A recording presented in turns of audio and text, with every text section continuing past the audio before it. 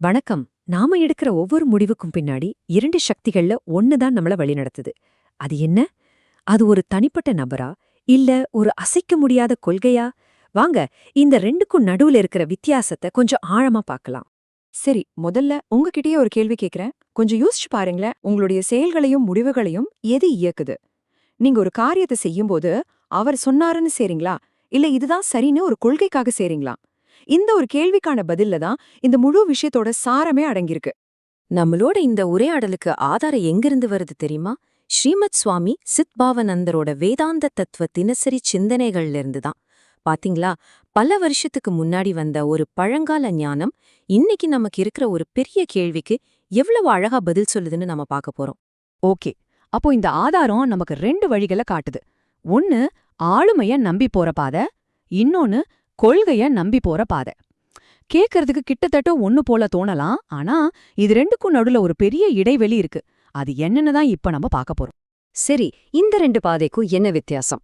ரொம்ப சிம்பிள்ங்க.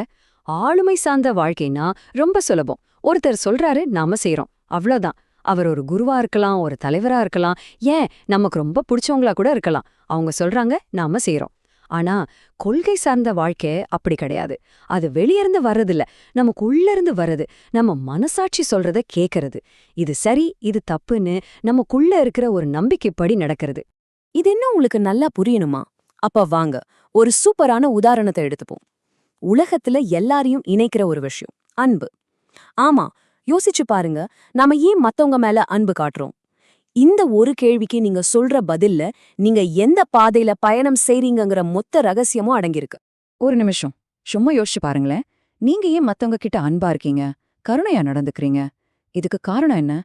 யாரோ ஒருத்தர் நீ இப்படிதான் இருக்கணும்னு சொன்னதாலயா? இல்ல உங்க மனசுக்குள்ள இருந்தே இதுதான் சரின்னு ஒரு உணர்வு வர்றதாலயா? உங்க பதில் எதுவா வேணா இருக்கலாம். ஆனா அது உங்கள பத்தி ஒரு பெரிய உண்மைய சொல்லப் போகுது. சரி, இது முதல் வகையான பதில். இங்க பாருங்க, அன்பு காட்டுறதுக்கு காரணம் என்ன? ஒரு வெளியிருந்து வர கட்டளை. ஒரு குரு, ஒரு தலைவர், இல்ல நாம ரொம்ப மதிக்கிற ஒருத்தர் சொல்றார், எல்லாரையும் நேசின்னு. அதனால நாம நேசிக்கிறோம். சிம்பிள். நம்மளோட செயல் இன்னொருத்தரோட கட்டளைய சார்ந்திருக்கு. இப்போ ரெண்டாவது பதில கவனிங்க. இது அதுக்கு நேர் எதிர். இங்க அன்புங்கிறது ஒரு கட்டளை இல்ல, அது ஒரு உலகளாவிய கொள்கை. அன்புதான் அந்த வாழ்க்கையோட ஆதாரம். அதுதான் எல்லாரையும் ஒன்னா சேர்க்குதுங்கிற ஒரு ஆழமான புரிதல்ல இருந்து வருது.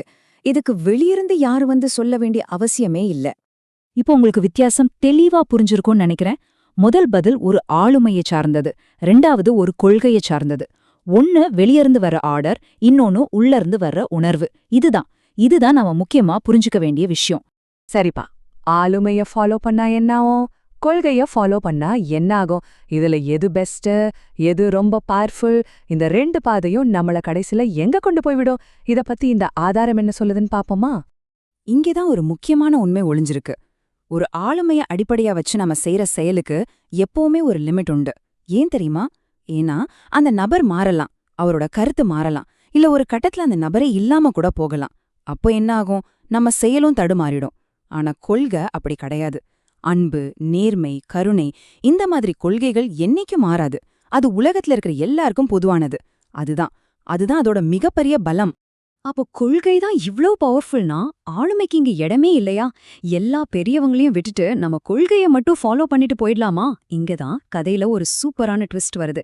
இது ரெண்டையும் எதிரிங்க மாதிரி பார்க்காம எப்படி ஒன்னா சேர்க்கறதுன்னு ஒரு அருமையான ஐடியாக்குள்ள நம்ம இப்ப போக போறோம்.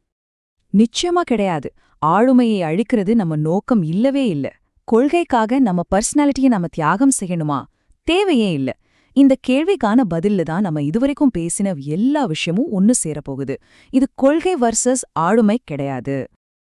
இதுதான் அந்த முக்கியமான ஃபைனல் பாயிண்ட். ஒருத்தரோட ஆளுமை எவ்ளோ பெருசு, அவர் எவ்ளோ பெரிய ஆளுங்கிறது எதுல இருக்கு தெரியுமா? அவர் எந்த அளவுக்கு அன்பு, நேர்மை மாதிரி உயர்வான கொள்கைகளை தன்னோட வாழ்க்கையில காட்டுறாருங்கிறத பொறுத்துதான் இருக்கு.